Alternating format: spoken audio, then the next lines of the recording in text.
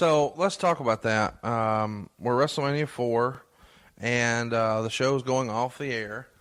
And we've got three people in the ring: Miss Elizabeth, Macho Man, and Hulk Hogan. And you guys kind of know where you're going for WrestleMania 5 at this point. So what are some of the subtleties that were programmed into the finish of that show? Well, obviously having Hulk involved. Right. You had Andre out there with DiBiase. Earlier in the night, we had Hogan versus Andre, really number 3. And the idea was simply to have Hogan be there at the end with Savage, with the new champion in Randy Savage, and Hulk right there by his side. So his buddy is there to congratulate him at the end with Miss Elizabeth and the whole 9 yards, and here we have the crowning of a new champion and a new era, if you will. So let's talk about the Macho Man. I think people are kind of in the loop now that the baby faces make more money with the current product because of the way the merchandise works, and I assume that was the case back then. Is that fair to say? Fair to say, yeah. So I know of at least one top person in the WWE now who, would rather be a heel than a babyface, even if being a babyface meant more money. Would that be fair to say that was kind of the Macho Man's take with as long as he was a heel?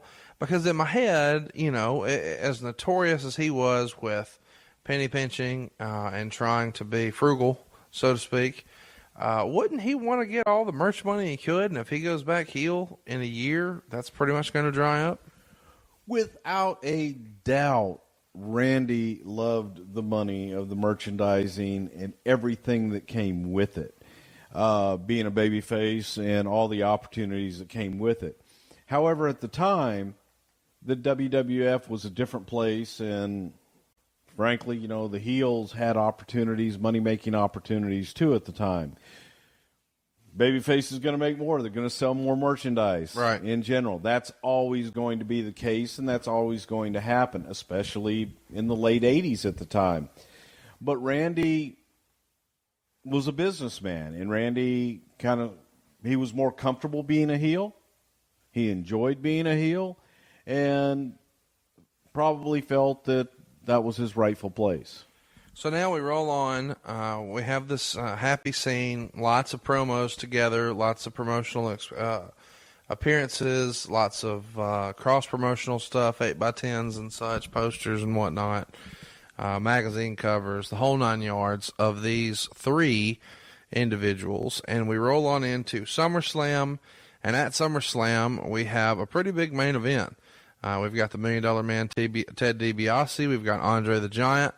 And in the opposite corner, we've got the Mega Powers. And now it's a real thing. Randy's wearing it on his trunks. We've got Hulk Hogan and Macho Man, and in their corner, we've got Miss Elizabeth. And we would see later that there are some more little subtleties you guys had booked here. Tell us about those. Well, as you're looking at the whole year, you're booking towards the big event. And at the time, WrestleMania was a big event. We right. had a Survivor Series. We hadn't yet had a SummerSlam.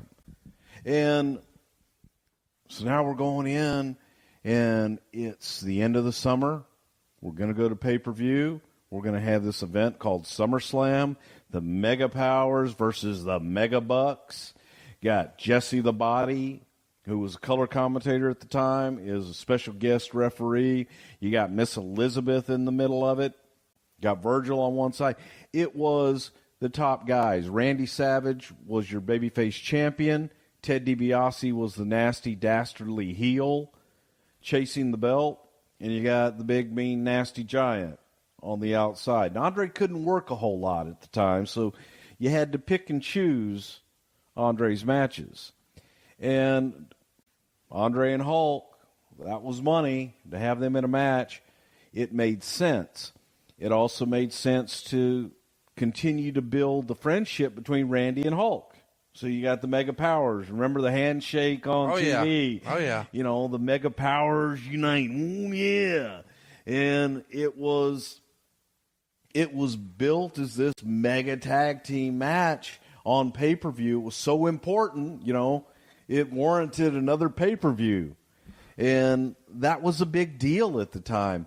But again, knowing where you're going, there had to be little things that happen along the way that when you plant seeds along the way, and you can go back and show your audience how these things evolve, and people will sit there and they'll say, oh, I remember. Yeah, they're right. I remember that. And it's little things that you can now, through the Macho Man's eyes, you can see the jealousy. You can see the seething. And you go back and go, you know what, Martha? Remember that time when Randy's right. But then you got Hulk Hogan on the other side giving you, hey, brother, you know why I didn't do that, and this is what I really meant. We built the story through Randy's eyes, and we built the story through Hulk's eyes. So we set up little details that we would be able to go back and piece this story together over a year when we got to the build for WrestleMania and say, hey, remember this? And if you've ever had a girlfriend, a wife, or anybody, and you were a little jealous of somebody, maybe they were paying a little bit too much attention to her, or she was paying a little bit too much attention to them, your mind will play with you. And you'll start seeing things and hearing things that aren't necessarily there, but they kind of sort of are in your mind. If your best friend looks at your girlfriend or your wife a little bit too long, maybe they hug each other a little too long, start saying, what the hell was that about? And we started planning those things with Liz and Hulk and Randy. So refresh everybody's memory about what was a little risque for WWF at the time in 1988 of what happened in that match in the main event that started to kind of plant some more seeds. Well, the SummerSlam match was very simple.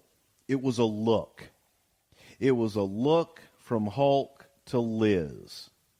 And a look that, upon further examination, from a very jealous Macho Man, might have been a little inappropriate. So we did these things. The cameraman, the director, everybody, they knew to get the shots. Right. But they didn't know what they were getting at the time. I see. Hulk knew, Randy knew, Liz knew, we knew. But it was a nuance that was going to be told a little bit later on in the story. So at SummerSlam, it was as simple as a look, is all it was. Now, the look, of course, what we're talking about is... it was Hulk looking at Liz, and in Randy's eyes, that look was a little bit too much, and there was lust in his eye. Yeah, even then, the Hulkster had lust in his eyes for Elizabeth.